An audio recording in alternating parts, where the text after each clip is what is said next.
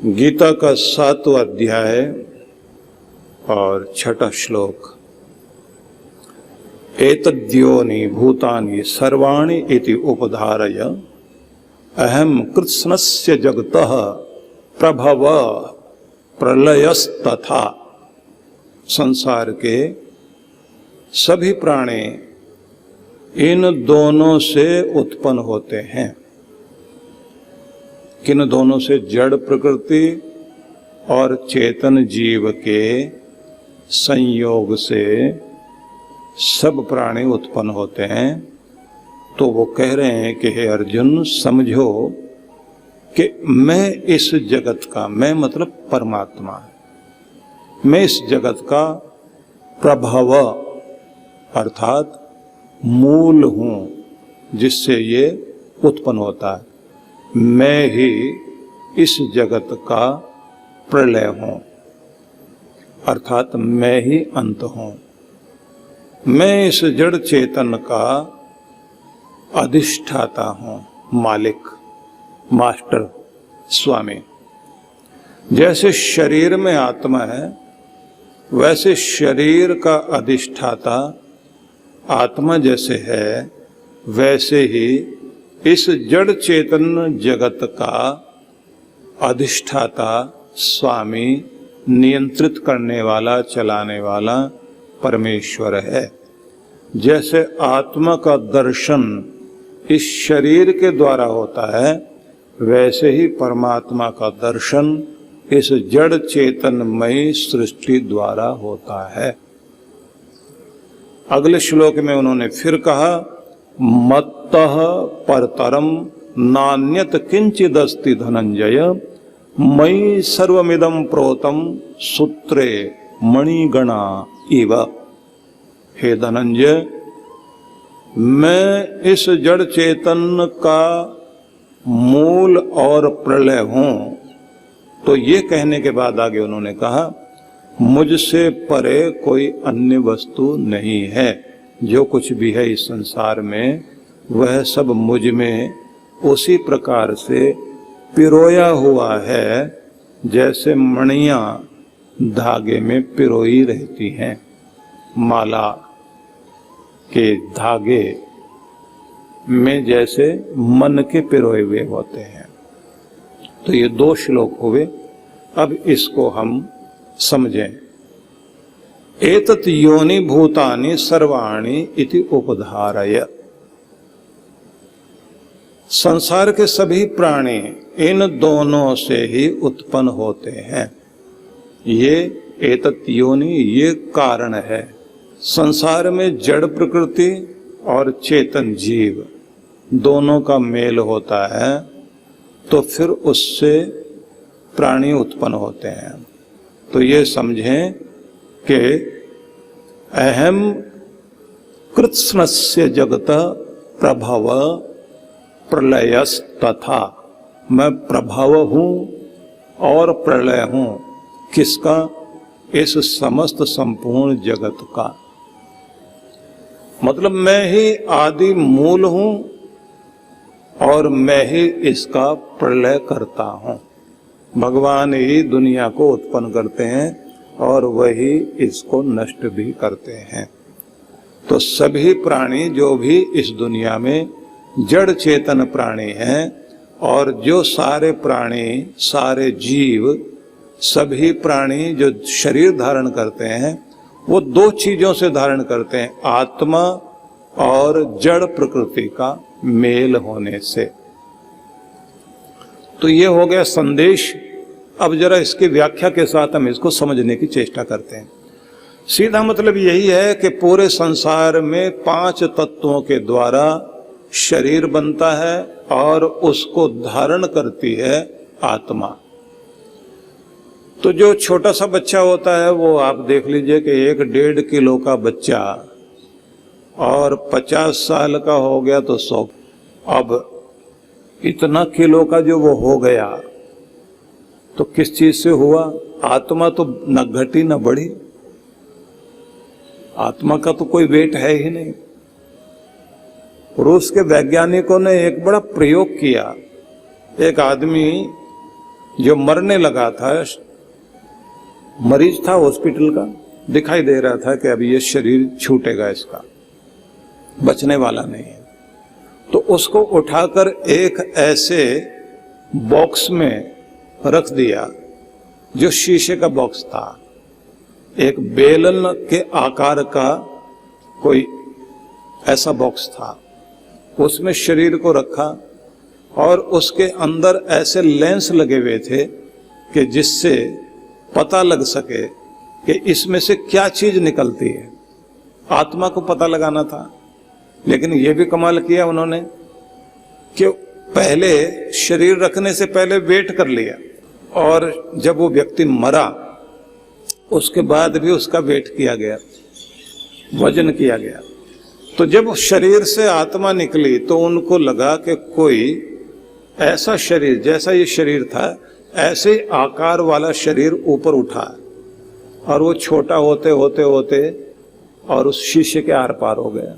अब उनके लिए आश्चर्यजनक बात थी कि कोई चीज निकली है अंदर से, लेकिन वो कितने वेट की थी, अब इसे कैसे नापें। उन्होंने जो मरने के बाद शरीर बाहर निकाला, तोला, तो 100 ग्राम कम निकला। उन्होंने कहा आत्मा 100 ग्राम की तो होती होगी। अब अगर देखा जाए आत्मा ना तो 100 ग्राम की होती, किसी का वेट बढ़ जाता है, किसी का घट जाता है। मरने के बाद कुछ लोगों का वेट बढ़ जाता है, कुछ का घट जाता है। तो ऐसा तो नहीं है आत्मा जाते जाते वेट बढ़ा गई या घटा गई। तो आत्मा तो शरीर में उतनी ही रहती है, आप चाहे बड़े हो जाएं या छोटे हो जाएं। जो कुछ घटेगा बढ़ेगा वो आपका शरीर घटता बढ़ता है। लेकिन ये बढ़ा कैसे? जो 1.5 किलो का था वो 100 किलो का कैसे हो गया? अब मिट्टी खाते खाते हो गया। मिट्टी से मतलब ये है कि मिट्टी से उत्पन्न होने वाली सारी चीजें, उनको खा खा के जो है व्यक्ति ने अपना 100 किलो वेट कर लिया। अब वो भी एक बात देखिए कि जिस समय इस शरीर को उठा के कुछ लोग मिट्टी में गाड़ देते हैं, और कुछ जो है हिंदू समाज में तो परंपरा है कि उसको अग्नि के सुपुर्द करते हैं, और जब अग्नि के चिता में जलाया जाता है तो उसका मतलब भी यही होता है कि उस समय कहा जाता है कि जिन तत्वों से ये शरीर मिला था, ये शरीर वहां का वहां चला जाए, जहां से आया था वहां चला जाए। तो पानी पानी में मिल जाए। तो शरीर में 72% तो पानी है। जो ये आपका खून वगैरह है पानी तो है, तो पानी पानी में मिल गया। जो अंदर हवा थी वो हवा में मिल गई। जो अंदर का खालीपन था वो आकाश तत्व में मिल गया। जो पृथ्वी का हिस्सा था वो पृथ्वी में मिल गया। जो इसमें अग्नि तत्व था वो अग्नि में जाकर मिल गया। इसलिए वहां जो पाठ किया जाता है वो बड़ा अद्भुत पाठ है। सूर्यम चक्षुर गच्छतु वातात्मा। सूर्य को तुम्हारी आंखें मिलें, मतलब आंखों की ज्योति सूरज को प्राप्त हो जाए, और तुम्हारे अंदर की वह गति जो शरीर को गतिशील किए हुई थी वो वायु को प्राप्त हो जाए। अंदर का प्राण तत्व भी वायु को प्राप्त हो जाए। बाहर की वायु वहीं से तो खींच के आपने लिया ना। जो शरीर के अंदर त्वचा है, स्पर्श वाली शक्ति, उसे कहा जाता है ये वायु का हिस्सा है। 5 इंद्रियां हैं आपकी, तो पांचों जो है अलग अलग तत्वों से बने, और उनको वहीं पर जो स्वाद हम लोग लेते हैं तो स्वाद का संबंध, रसना का संबंध जल से है। तो बहुत लंबी चौड़ी बात ना हो जाए, सार में आपको समझाता हूं, नहीं तो वो दर्शन शास्त्र में जाते जाते आप थोड़ा सा गोल घूमने लग जाएंगे, और हो सकता है आपको सुनते हुए या तो सिर भारी होगा या नींद आएगी। तो इसलिए आप मोटे तौर से समझिए कि जिससे शरीर बनता है वो 5 तत्व हैं, और जिसके लिए शरीर बनता है वो तो ये आत्मा है। तो दुनिया में 3 चीजें ध्यान रखने की है। एक, दुनिया जिसके लिए बनी, एक जिसने दुनिया बनाई, तो जिसके लिए बनी वो कौन? जीवात्मा। और जिसने बनाई वो परमात्मा। और तीसरी चीज ये दुनिया, दुनिया मतलब ये जड़ जगत। तो इसको कहा जाता है, इसका रूप बदलता रहता है लेकिन ये मिटता कभी नहीं। ये पदार्थ जो है, जिसको मैटर कहते हैं, जिसको उर्दू में मादा कहते हैं, मादा, तो ये कहा जाता है कि ये हमेशा रहता है, इसके रूप बदलते रहते हैं। इसलिए विज्ञान में भी यही कहा जाता है कि चीजें जो हैं रूपांतरित होती हैं, नष्ट नहीं होती, सदा रहती हैं। अब जो ये कहते हैं कि नहीं आत्मा ही परमात्मा हो जाती है, ब्रह्म का ही रूप है, तो वो एक अलग सिद्धांत है। लेकिन मैं आपको ये कहना चाहता हूं कि यहाँ पर यह कहा गया है कि सारा जड़ जगत चेतना से मिलकर, चेतन जीव से मिलकर प्राणियों की उत्पत्ति होती है। कृष्ण भगवान कहते हैं भगवान ही इस जगत को उत्पन्न करने वाला है और भगवान ही इसको आखिर में लीन कर देते हैं, नष्ट करते हैं, प्रलय करते हैं। अब आगे उन्होंने कहा है मत्तः परतरम नान्यत किंचिद अस्ति धनंजय, मुझसे अलग कुछ भी दुनिया में नहीं है। मयि सर्वमिदं प्रोतम सूत्रे मणिगणा एव, ये सब कुछ मुझ में इसी तरह से पिरोया हुआ है जैसे मणियां धागे के साथ पिरोकर माला तैयार की गई हो। वेदों में इसको अलग से कहा गया है, स ओत प्रोतश्च विभु प्रजासु। विभु मतलब जो व्यापक है इस जगत में, वह परमात्मा सब जगत में ओत प्रोत है, मतलब ताने बाने की तरह से संसार में फैला हुआ है। अब इसको अगर समझना चाहें तो आपने जो वस्त्र पहन रखे हैं, महिलाओं की साड़ी, पुरुषों की कमीज, अब किसी महिला के वस्त्रों को आप देखिए, साड़ी पहनी है या सूट पहना है, तो ज्यादातर इनके वस्त्रों में फूल वूल या कोई डिजाइन बना हुआ होता, तो आपको क्या दिखाई देता? वस्त्र में फूल, डिजाइन, वो सब दिखाई दे रहा है। लेकिन सारे वस्त्र जितने भी हैं वो बने किससे? धागे से। तो धागों का जाल है हर कोई कपड़ा, हर कोई वस्त्र जो है धागों का जाल है। लेकिन वस्त्रों में आपको फूल पत्तियां भी दिखाई दे रही है, रंग दिखाई दे रहा है, धागे नहीं दिखाई दे रहे। ऐसे ही कहते हैं कि जो आपको दिखाई दे रहा है जगत में, वो जो कुछ दिखाई दे रहा है वो तो जड़ रूप है, लेकिन जिससे ये सब कुछ बना है, जो इसको पहने हुए है, जिसमें ये सब पिरोया हुआ है, वो परमात्मा है। जैसे माला में धागा नहीं दिखाई देता, बस मणियां दिखाई देती हैं। फूल माला लोगे आप तो फूल दिखाई देंगे, धागा नहीं दिखाई देगा। ऐसे पूरे जगत में जिस पर दुनिया टिकी हुई है वो मालिक तो नहीं दिखाई दे रहा, लेकिन दुनिया जरूर दिखाई दे रही। तो उन्होंने कहा कि मैं ही उत्पन्न करने वाला हूं और मैं ही नष्ट करता हूं। तो कितनी सारी चीजें दुनिया की बन रही हैं, मिट रही हैं, आप जरा सोच कर देखिए।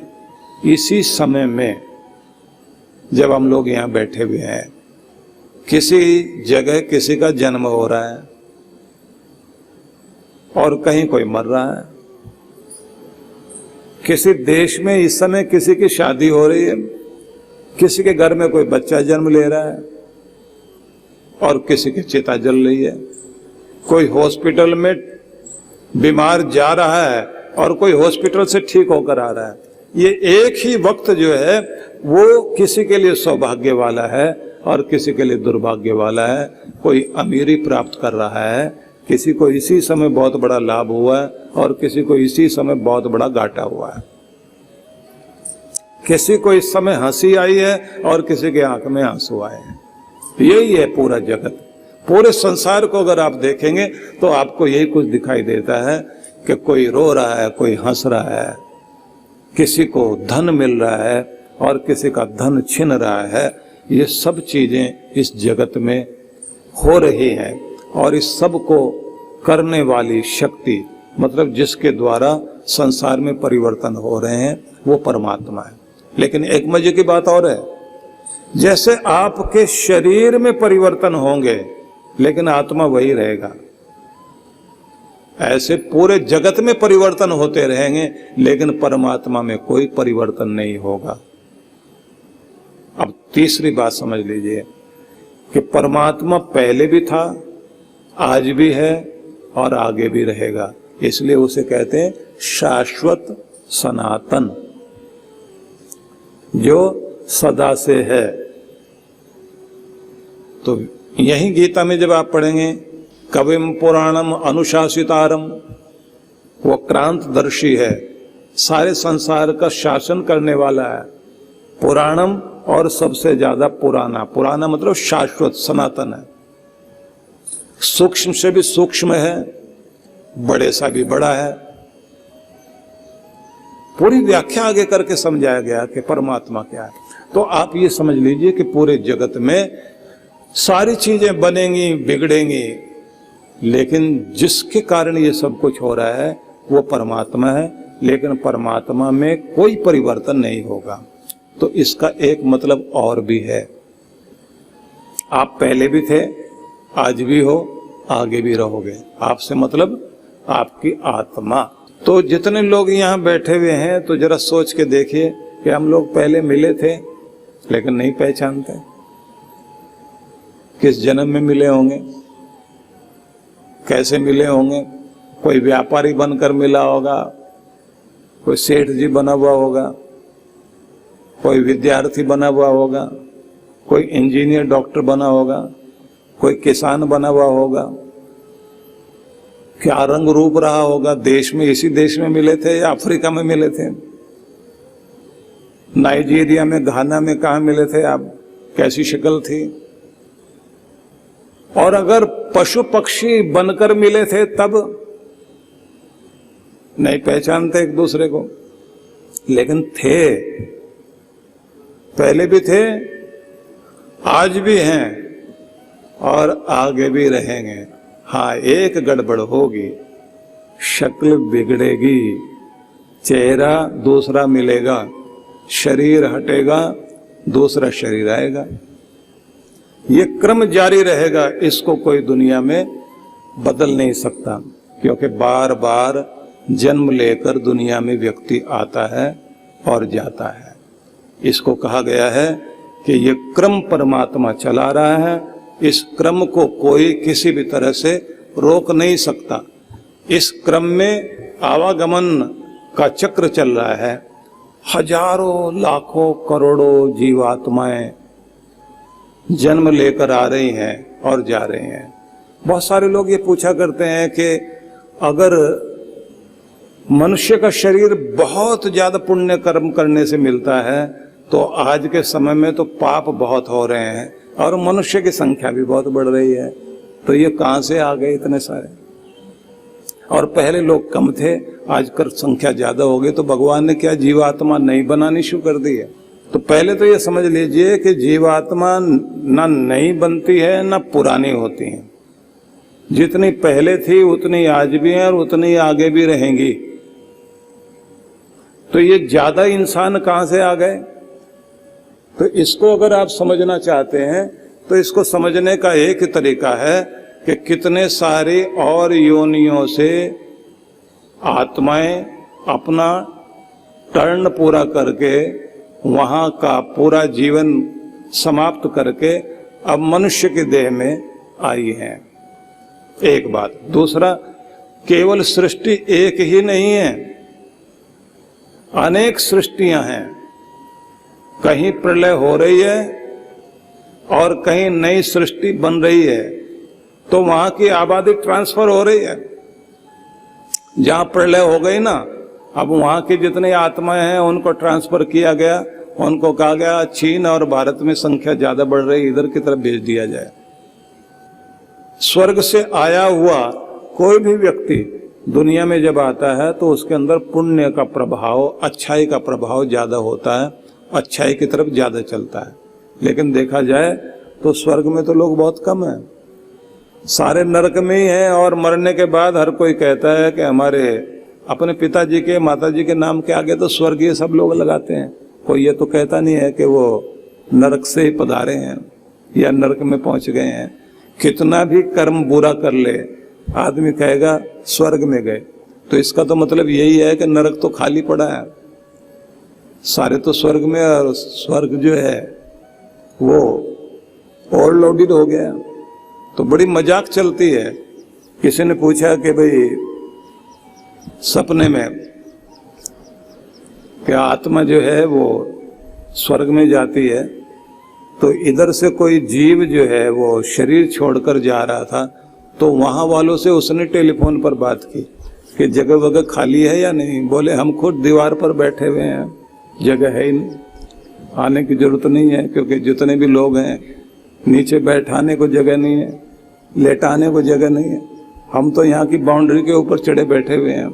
तुम भी आओगे तो तुम्हें भी कहीं न कहीं लटकना पड़ेगा, क्योंकि हर कोई यही कहता है कि मरेगा आदमी तो जाएगा तो सीधा स्वर्ग में ही जाएगा।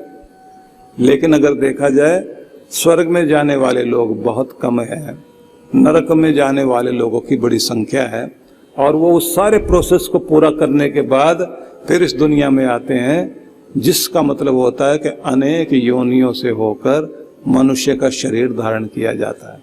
लेकिन जब मनुष्य का शरीर धारण करते हैं तो कहते हैं जीवन का सबसे बड़ा सौभाग्य ये होता है कि जब आपके जीवन में सत्संग मिले। सत्संग से मतलब है कि आपके विचारों में शुद्धता आए, और विचारों में शुद्धता आने के साथ में आपके कर्म करने का तरीका अच्छा हो। और अगर आपके कर्म करने का तरीका ठीक नहीं है तो फिर आपको वहीं भेजा जाएगा जिस चक्र से आप निकल कर आए हैं। केवल मनुष्य के शरीर में ही ये अवसर है जहां से आप मुक्त हो सकते हैं, नहीं तो पशु पक्षी कीट पतंग के शरीर में आपको मुक्त होने का मौका नहीं है। उनको कहा जाता है भगवान की बनाई हुई जेलें, वो सब जेल है, और जेल का अपना नियम है। जेल में रहने वाले को खाना वाना बढ़िया मिलता, मतलब बढ़िया से मतलब खाना वाना तो मिलेगा, रहने को मिलेगा, नहाने धोने की भी व्यवस्था पूरी है। तो पशु पक्षी कीट पतंग जितने भी हैं इनको भगवान ने कह रखा है जहां जाओ मर्जी से आके खाओ पियो घूमो आराम से। ये सब ग्रीन कार्ड होल्डर हैं, जितने भी जीव जंतु पशु पक्षी हैं ना, इनको कहीं जाकर कोई भाव ताव नहीं करना होता कि किसी माली से जाकर के ये कहें कि भाई सेब वगैरह आजकल क्या भाव चल रहे हैं, थोड़ा हमको खाने हैं। तो कोई भी तोता कोयल पपीहा ये सब जाते हैं, जाकर के खा के आ जाते हैं आराम से। उड़ाने वाला जो है पीछे पीछे भागता रहता है। तो ये सारे जीव जंतु जितने भी हैं, जब इनको समझ लीजिए आप पशु पक्षी कीट पतंग ये करनी भरनी वाले चक्र से होकर के आ रहे हैं। जेल में और घर में बस इतना ही अंतर है कि जेल की कुंडी जो है वो अंदर से नहीं लगाई जाती, बाहर से लगाई जाती। बाहर से दरवाजा बंद कर दिया, अंदर आप जाके बैठिए, अपनी मर्जी से खोल के बाहर नहीं आ सकते। लेकिन जब आप स्वतंत्र होते हैं, अपने घर में होते हैं, तो आपकी कुंडी आपके हाथ में है, अपना दरवाजा बंद करो खोलो और बाहर आओ। तो मनुष्य को बनाया गया स्वतंत्र, कर्म करने में स्वतंत्र। जितने भी मनुष्य हैं वो कर्म करने में स्वतंत्र हैं, इसलिए इनको स्वतंत्र कर्ता कहा गया। और जीव जंतु पशु पक्षी कीट पतंग ये सब भोग योनि कहलाते हैं, अपना कर्म का भोग भोगने के लिए दुनिया में हैं। इनकी कुंडी बाहर से बंद कर दी गई तो उनका उतना ही छोटा सा जीवन दे दिया गया, उसी में वो अपना जीवन पूरा करते हैं। एक शरीर छूटेगा फिर दूसरे में जाएंगे। और कैसे कैसे शरीर मिलते हैं, अब आप देखिए चमगादड़ का शरीर है, उनको उल्टा लटका हुआ देखना आप, वो केवल शीर्षासन कर रहे हैं ऐसा नहीं, उल्टे लटके रहेंगे, वैसे उसी से खाते हैं और उसी से मलत्याग भी करते हैं। रात्रि में विचरण करेंगे, दूसरों के खून पर जिंदा रहेंगे, तो अगर किसी व्यक्ति ने पूरी जिंदगी इसी तरह के कर्म किए हों तो शरीर तो ऐसा दिया जाएगा कि जाओ तुम अपनी पूरी अंदर की इच्छा पूरी करके आओ। और अगर सारी जिंदगी दूसरों को दुख दिया है और उल्टा सीधा बोलने में लगा रहा तो या तो कौवे का शरीर या कुत्ते का शरीर मिलेगा। सारा दिन भौंकने का ही काम होगा कि भौंकिए आप, काका करिए, कौवे का शरीर मिलेगा। चालाकियां करते करते जिंदगी बीती है तो लोमड़ी का शरीर मिलेगा ही मिलेगा कि आपकी सारी चालाकी वहां जाके पूरी हो जाए। और अगर तुम बार बार रंग बदलते थे तो गिरगिट का शरीर मिल जाएगा। गिरगिट के शरीर में रहोगे तो गिरगिट को आप देखते ना, पल पल में रंग बदलती है। ये सारी वो योनियां जिसमें जाकर के जैसा कोई मनुष्य जिया हो उस तरह का शरीर उनको दे दिया जाएगा। और सारे शरीर धारण करने के बाद फिर जैसे कर्म भोग पूरे हो जाएंगे फिर मनुष्य की देह मिलती है। इस देह को पाने के बाद व्यक्ति को चाहिए अपने ज्ञान विज्ञान को बढ़ाए, अपने स्वभाव को ठीक करे और अपनी मुक्ति का यत्न करे। तो भगवान श्री कृष्ण ने कहा कि मैं ही सभी प्राणियों में जड़ चेतन प्रकृति का मूल कारण मैं ही हूँ और मैं ही प्रलय करता हूँ। भगवान में ही सारी सृष्टि परमात्मा में ही है।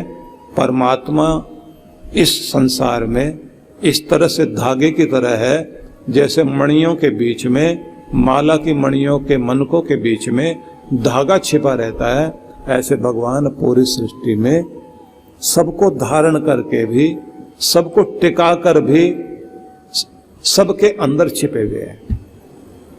तो ये संदेश 4 श्लोक ये बड़े महत्वपूर्ण थे। तो 2 अभी जो हमने सुने हैं और 2 पिछले सत्र में सुने थे, इनको हम विचार करें। प्रकृति को अष्टधा प्रकृति कहा, वो अपरा प्रकृति, परा प्रकृति, फिर आगे कहा कि मैं ही इस सब का मूल कारण हूँ और मैं ही प्रलय करता हूँ, सारा संसार मुझ में ही ओतप्रोत है। ये संदेश हम सब ने सुना। अगले सत्र में हम अगले श्लोक की तरफ जाएंगे। ओम शांति शांति शांति ओम।